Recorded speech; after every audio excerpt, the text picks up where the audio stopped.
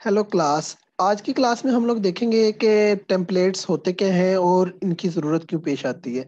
तो मैं बड़ी सिंपल सी एग्जांपल दे के आपसे इससे डिस्कस करता हूँ। आप देखें कि अगर हम कोई फंक्शन बनाते हैं, एक हमारे पास f1 है और उसके पास आप पैरामीटर के अंदर इंट एक वेरिएबल पास करते हैं और इसकी कोई भी बॉडी है, मैं यहाँ पे फॉर टाइम बिंग कह देता हूँ कि हम इसे सी आउट करवाते हैं। ठीक है, ए को। तो जब हम सी आउट करवाते हैं ए को, तो ये सिर्फ ए जो हम लोगों ने बनाया है वो खास जो है हम लोगों ने इंटीजर टाइप के लिए बनाया हुआ है। अब मैं अगर आपसे कहूं कि अच्छा यार, आपने F1 ही बनाना है मगर आपने बनाना है स्ट्रिंग के साथ, मैं इंटीजर के साथ भी यूज कर सकता हूँ, स्ट्रिंग के साथ भी यूज कर सकता हूँ, तो आप कहेंगे ठीक है, हम फंक्शन ओवरलोडिंग कर लेते हैं और हम क्या करते हैं, हम F1 में पैरामीटर चेंज कर देते हैं। आप क्या करेंगे, आप स्ट्रिंग को चेंज कर देंगे। ठीक है, फिर अगर मेरा बाद में दिल करे तो मैं कहूँ अच्छा नहीं यार, आप ना इसे फ्लोट के लिए कर दें, तो आप क्या कहेंगे, अच्छा मैं फंक्शन ओवरलोडिंग कर देता हूँ, मैं फ्लोट के साथ कर देता हूँ। मतलब एक और फंक्शन बनाएंगे जिसमें फंक्शन का नेम रिटर्न टाइप सेम रहेगी, सिर्फ इसके जो पैरामीटर है वो स्ट्रिंग की जगह पे डबल बन जाएगा। मगर आप देखें कि आप इस चीज को बार बार बना रहे हैं।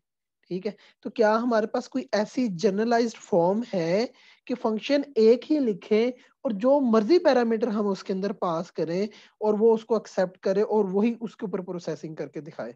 तो इस तरह की प्रोग्रामिंग को जनरलाइज्ड प्रोग्रामिंग कहते हैं। और इस चीज को जो अचीव करते हैं उसे टेम्पलेट के थ्रू करते हैं। और इसका बेसिक सिंटैक्स ये होता है कि आपने करना क्या होता है, मैं आपको पहले बता देता हूँ कि ये जो इंट है ये बेसिकली और स्ट्रिंग और ये आपने अपनी टाइप से रिप्लेस कर देना होता है। मतलब सिंटैक्स पहले देख लेते हैं फिर हम इसके ऊपर आते हैं। सिंटैक्स ये है कि आपने क्या लिखना होता है, टेम्पलेट का कीवर्ड लिखना होता है। मैं अभी करके भी दिखा दूंगा। टेम्पलेट का कीवर्ड लिखना होता है, फिर ये स्मॉल ब्रैकेट्स, फिर उसके अंदर आपने क्लास, और क्लास को कोई भी वेरिएबल के नाम से, फॉर एग्जाम्पल मैं ओबीजे कह देता हूँ। तो जो भी आपका ये वेरिएबल होगा जहाँ पे आप अपनी प्रिमिटिव डेटा टाइप यूज करते थे, इंट यूज करते थे, फ्लोट यूज करते थे, डबल यूज करते थे, आपने उसकी जगह पे ये वाला वेरिएबल का नेम रख देना है। जब आप ये वेरिएबल का नेम रख देंगे तो जब आप मेन से जो भी टाइप पास करेंगे फंक्शन के अंदर वो ऑटोमेटिकली पिक हो जाएगी। चले हम इसे करके देखते हैं कि क्या ये हो भी रही है कि नहीं हो रही है, सिर्फ बातें हो रही हैं। अच्छा, हम क्या करते हैं, हम कि पहले सिंटैक्स बेसिकली देखते हैं। तो मैंने आपको कहा सिंटैक्स के लिए टेम्पलेट, फिर मैंने आपको कहा कि हमारे पास क्या है, ब्रैकेट्स। इसमें मैंने आपको कहा था कि आपने क्या लिखना है, ये क्लास। अब इस क्लास का नेम आप कोई भी रख सकते हैं, मैं फिर फॉर टाइम भी कैपिटल टी रख देता हूँ। ठीक है, अब क्या करना चाह रहे थे, हम एक फंक्शन बनाना चाह रहे थे जिसे मैं कह देता हूँ void f1। और इसमें हम लोग इंटीजर टाइप का वैल्यू ले रहे थे, पहले की बात बता रहा हूँ, और उसे सी आउट ए कर रहे थे।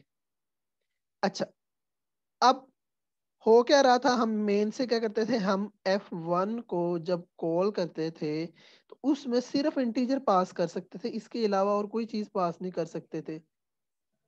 एम आई राइट? अच्छा, ये इशू किस चीज का आ रहा है, ये आ रहा है जनाब, देख लेते हैं। वो कहता है कि template void no instance of the function t1 matches the argument. अच्छा, अभी हम लोगों ने अभी इसे खत्म कर देते हैं, हम पहले वाली बात कर लेते हैं ना, सिर्फ f1 को कॉल कर लेते हैं। अच्छा, अब क्या है, आप देखें कि ये सिंपल वैल्यू है। अब मैं इसे कॉल करके देखते हैं, पहले वाली बात, वो सिंटैक्स लिखा था, अभी मैं दोबारा उस सिंटैक्स पे जाऊंगा। तो ये 12 प्रिंट हो गया। अब मैं फ्लोट टाइप का चेंज करना चाह रहा हूँ, तो आप क्या कहेंगे, सर इसे कॉपी करें और नीचे आप एक और फंक्शन लिखें, बस यहाँ पे आप क्या करें, यहाँ पे आप फ्लोट कर दें। ठीक है, तो जब आप फ्लोट यहाँ पे भेजेंगे, ठीक है, जैसे मैं यहाँ पे फ्लोट भेज रहा हूँ तो ऑटोमेटिकली फ्लोट वाला फंक्शन कॉल हो जाएगा F1 के नाम से ही, इसे F कह देते हैं, फ्लोट टाइप का। ठीक है, तो अब इसे चला के देखते हैं क्या वो वाला फंक्शन कॉल होगा, फ्लोट वाला ही। तो देखें वो 12.34। मगर मैं ये चाह रहा हूँ कि ये जो रेपिटेशन है फंक्शन की ये ना हो, तो उससे बचने के लिए मैंने आपको अभी सिंटैक्स बताया, हम उस सिंटैक्स को दोबारा लिख लेते हैं। सिंटैक्स को दोबारा लिखा, मैंने यहाँ पे आपको कहा था क्लास टी टाइप की। अब जहां जहां पे आपने इंट लिखा है, सिंपल आपने वहां पे उस टी से रिप्लेस कर देना। अब यहाँ पे इंट था तो मैंने यहाँ पे टी से रिप्लेस कर दिया। अच्छा, अब क्या होगा, जो यहाँ पे इस फंक्शन के अंदर आपने पैरामीटर पास किया होगा जिस टाइप का, वही ऑटोमेटिकली आगे चला जाएगा। मतलब क्या कि ये जो अगर आपने फ्लोट टाइप का दिया है, तो यहाँ पे जो क्लास टी है वो इसे फ्लोट में कन्वर्ट करेगी टी को, और ये जो टी है यहाँ पे फ्लोट बन जाएगा। जब आप यहाँ पे इंटीजर टाइप का लिखेंगे तो यहाँ पे ये जो टी है इंटीजर टाइप का बन जाएगा, और ये टी इंटीजर से रिप्लेस हो जाएगा। पहले हम इसे फ्लोट के साथ चला के देखते हैं, फिर हम इसे इंटीजर के साथ और स्ट्रिंग के साथ चला के देखेंगे कि क्या वो चल रहा है कि नहीं चल रहा। चलें जी, फ्लोट के साथ चला के देखते हैं। तो हम, जी जनाब, फ्लोट वाली वैल्यू तो आ गई है। अब हम सिर्फ सिंपल इंटीजर के साथ चला के देखते हैं, तो क्या ये सिंपल इंटीजर के साथ फंक्शन चलता है।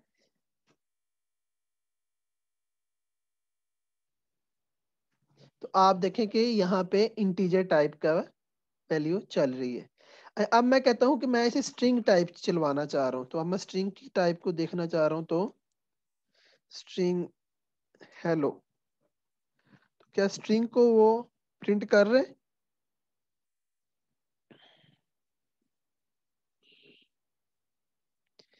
तो आप देखें कि यहाँ पे स्ट्रिंग को भी प्रिंट कर रहे हैं। तो जो भी टाइप हम लोग इस फंक्शन के अंदर एज अ पैरामीटर भेजना चाह रहे हैं, वो हम मेन से भेजेंगे और वो यहाँ पे रिसीव हो जाएगी। अब अक्सर सवाल ये आता है, वो ये आता है कि अच्छा, यहाँ पे हमने एक ही टाइप जो भेजी वो यहाँ पे टी में यूज होगी। अब एक से ज्यादा अगर टाइप भेजनी चाह रहे हैं तो हम उसके लिए क्या करेंगे, उसके लिए हम ये क्लास को ही आगे फर्दर एक्सटेंड करेंगे। हम लिखेंगे क्लास T1। ठीक है, अब यहाँ पे हम कहते हैं टी, एक टी टाइप का पैरामीटर ले लो, एक T1 टाइप का पैरामीटर ले लो A1 के नाम से। ठीक है, अब मैं मेन से, अब फंक्शन के दो पैरामीटर हैं, तो मैं मेन से एक स्ट्रिंग टाइप का पैरामीटर भेजता हूँ और एक मैं इंट टाइप का पैरामीटर भेजता हूँ। ठीक है, तो अब मैं दोनों को प्रिंट करवाना चाह रहा हूँ, तो मैं दोनों को प्रिंट करवा लेता हूँ दोनों लाइनों के अंदर। इस पे मैं एंड लाइन कर देता हूँ, और फिर उसके बाद मैं A1 को भी प्रिंट करवा देता हूँ। तो आप देखिएगा पहले वाले जो जो पैरामीटर टी था वो स्ट्रिंग को लेगा, और जो दूसरा T1 था वो इंटीजर को लेगा। तो हमने जो इंस्टेंस बनाया इंस्टांशिएशन की, अच्छा एक्चुअली ये जो फंक्शन बनाना है इसे इंस्टांशिएशन कहते हैं। तो जो इंस्टांशिएशन है वो स्ट्रिंग और जो हमने इंटीजर के साथ की है। चलें जी, पहले चेक कर लेते हैं कि क्या ये दो वैल्यूज शो हो रही हैं। तो आप देखें कि पहले हेलो स्ट्रिंग भी शो हो रहा है और 12 भी शो हो रहा है। अच्छा, अब मैं चाह रहा हूँ कि वैल्यू चेंज कर देते हैं। मैं यहाँ पे फॉर एग्जांपल फ्लोट रख देता हूँ कोई वैल्यू, और दूसरी इंटीजर रख देता हूँ। क्या ये फ्लोट और इंटीजर के साथ भी चलेगा, इसे चला के देख लेते हैं। तो आप देखें कि पहले फ्लोट आ गया और दूसरा इंटीजर हो गया। तो ये बड़ा बहुत ही सिंपल मतलब के लॉजिक है। आपको बार बार फंक्शन बनाने की जरूरत नहीं है, आपने सिंपल टेम्पलेट का कीवर्ड यूज करना है। जो आप मेन से फंक्शन के अंदर भेजेंगे वो वाली वैल्यू इस टी के अंदर ऑटोमेटिकली ग्रैब हो जाएगी और वो टी उससे रिप्लेस हो जाएगा। ठीक है, और इसी तरह हमने दूसरा भी किया हुआ T1 भी, तो वो वाला उससे भी रिप्लेस हो जाएगा। तो ये थे हमारे टेम्पलेट्स सिंपल फंक्शन के अंदर किस तरह यूज करते हैं। अब इसी चीज को हम फर्दर एक्सटेंड कर सकते हैं क्लास के साथ भी। ठीक है, तो वो जो क्लास के टेम्पलेट्स हैं हम उसे नेक्स्ट क्लास के अंदर डिस्कस करेंगे, नेक्स्ट वीडियो के अंदर। तो अभी के लिए आप इसकी प्रैक्टिस कर लें। ठीक है, और मैं फिर इंशाल्लाह जल्दी आपसे नेक्स्ट वीडियो शेयर करूंगा।